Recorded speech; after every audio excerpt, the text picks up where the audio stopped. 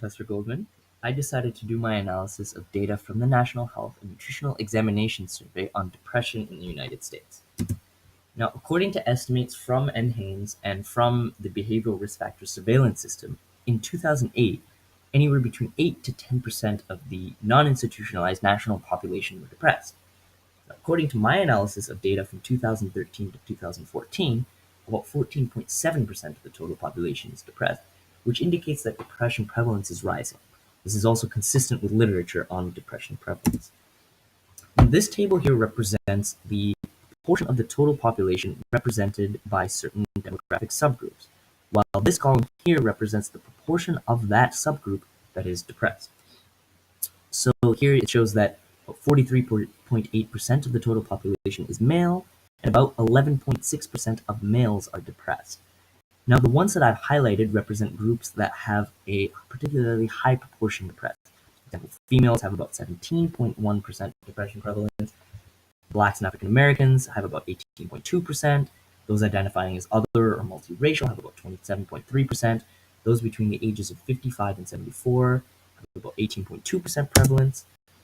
Those widowed, divorced, separated have about 24% depression prevalence. Those with less than college education experience have about 18.4%.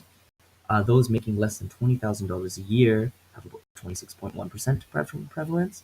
And those making between $20,000 and $75,000 a year have about 16.7% depression prevalence.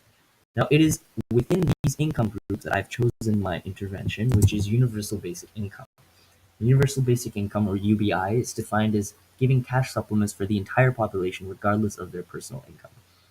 Now, since these supplements are the same for everyone, they benefit low-income populations and middle-income populations disproportionately because they represent a higher proportion of their personal income. Now, it also potentially targets other vulnerable groups as well, which is the main rationale for choosing this intervention. So the population that UBI targets primarily is those making less than $20,000 a year, which have an extraordinarily high depression prevalence. Over a quarter, over 1 in 4 people are depressed within this subgroup. But UBI also benefits the next income bracket as well, which have about 16.7% prevalence. So you're affecting a large chunk of the population with this intervention. Now, this table here represents marital status by income. You see that within those making less than $20,000 a year, about 43.6% of those are widowed, divorced, or separated, versus only about 23% within the $20,000 to $75,000 income bracket, and only 5.8% of those making more than $75,000 a year. So this is consistent with literature regarding the income-depression relationship, which states that low income leads to difficulty meeting financial obligations, which leads to things like depression and things like marital stress, which also lead to things like depression. So the idea is that by targeting the low-income population, you also potentially reduce things like the divorce rate, which could also have an effect on depression prevalence. It's sort of like 3 or 4 birds for one stone type of solution.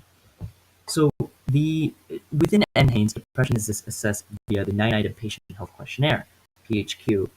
The PHQ score is taken, and those who score less than 10 are considered to be depressed. So this dichotomization of depression misses differences in severity. So for example, someone scoring 0 is considered to have the same depression severity as someone scoring 9, which just isn't true.